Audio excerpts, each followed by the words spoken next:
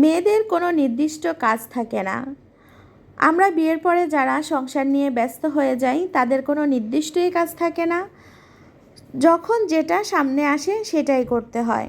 বিশেষ করে সকালবেলা বাচ্চাদের স্কুল, বাচ্চাদেরকে নিয়ে যাওয়া আবার নিয়ে আসা, তারপর তো পরিবারের সবার নাস্তা খাওয়ার জন্য নাস্তা তৈরি করে দেওয়া।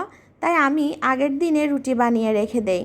রুটি বলেন, পরোটা বলেন, যেটাই নাস্তা করাই না কেন আমি আগের দিন রেডি করে রাখি, কারণ সকালবেলা এত কাজ আমি করতে পারি না। তাই আমি ধীরস্থিরভাবে এই কাজটা রাতের বেলায় করে থাকি, কারণ সকালবেলা তাড়াহুড়া করে অনেক কাজ করা কিন্তু সম্ভব না, যেহেতু বাচ্চাদের স্কুল আছে।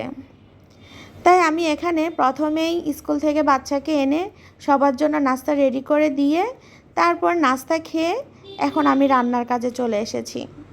আসসালামু আলাইকুম, কেমন আছেন সবাই? আশা করি সবাই ভালো আছেন। আমি আয়শা চলে আসলাম নতুন আরও একটি ভিডিও নিয়ে, কারণ আমি আপনাদের সাথে আমার রান্নার ভিডিও শেয়ার করি আর এটাই আমার ভালো লাগে। আমার সেই ভালো লাগাটাই আপনাদের সাথে শেয়ার করতে আমি কেন জানি অভ্যস্ত হয়ে গেছি। আজকে আমি রান্না করছি লাউ দিয়ে, চিংড়ি মাছ দিয়ে, আর সাথে হচ্ছে অন্য চুলায় লইট্টা মাছ বসিয়ে দিয়েছি একদম হাতে মেখে। সেটা আর দেখানো হয়নি, খুব ব্যস্ততার মধ্যে দিন কাটছে, তাই সেটা আর দেখাইনি আপনাদেরকে। আমি কিন্তু লাউ দিয়ে চিংড়ি দিয়ে রান্না করছি, আর এই চিংড়ি মাছটা কিন্তু লাউ দিয়ে খুবই মজা হয়। আর লাউ খুব অল্প মশলা রান্না করা লাগে, এটা আমরা সবাই জানি। তাই এখানে লাউয়ের কোনো রেসিপি আপনাদের সাথে শেয়ার করিনি। আর আমার ছোটো মেয়েটা কিন্তু স্কুল থেকে এসেও ঘুমায়, কারণ ও যে টিফিন খায় এজন্য সে বাসায় এসে আর কোনো নাস্তা খায় না। তাই ও একটু ঘুমায়, তারপর ঘুম থেকে উঠে তারপর নাস্তা খায়। আমি ওকে রুটি বানিয়ে দিচ্ছি, কারণ আমার দুপুরে রান্না এখনও কমপ্লিট হয়নি। তাই আমি রুটি সেঁকে দিচ্ছি, ও রুটি খেয়ে তারপর পড়ালেখা করবে, কারণ বিকালে ওর মিস আসে। তাই একটু যদি নাস্তা না খেয়ে পড়তে বসে তাহলে তো খিদা লেগে যাবে। তাই আমি একটু নাস্তা রেডি করে দিচ্ছি ওকে, ও নাস্তা খেয়ে পড়তে বসবে। আমি এ কারণেই বলি মেয়েদের কোনো নির্দিষ্ট কোনো কাজ নেই। এই যে আমি লাউ রান্না করছি, এর মধ্যে আমার বাচ্চাটা উঠে গেছে, তাই ওর জন্য আমি রুটি সেঁকিয়ে নিচ্ছি, তরকারির পাতিলটা উঠিয়ে রেখেছি।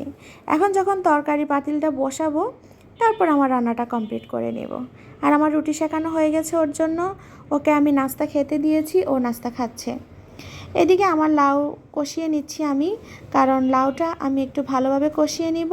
লাউ থেকে কিন্তু পানি বের হয়, আপনারা নিশ্চয়ই দেখতে পাচ্ছেন এখানে কিন্তু লাউ থেকে পানি বের হয়েছে। আমি আর অল্প একটু পানি দিব, কারণ লাউটা আমি একদম শুকনা শুকনা করব না, তো একটু মাখা মাখা ঝোল রাখবো। তাই আমি এভাবেই রান্নাটা কমপ্লিট করে নেব। তারপর হচ্ছে বিছানা গোছানোর পালা। আমার হাজব্যান্ড যেহেতু একটু লেটে বাসা থেকে যায়, তাই আগে আমি রান্নাটা করে ফেলি, তারপর আমি সব কিছু গুছিয়ে নেই। কারণ হাজব্যান্ড যতক্ষণ বাসায় থাকে আসলে এই কাজগুলো করা যায় না, তাই এই কাজটা আমি রান্না শেষে করে থাকি।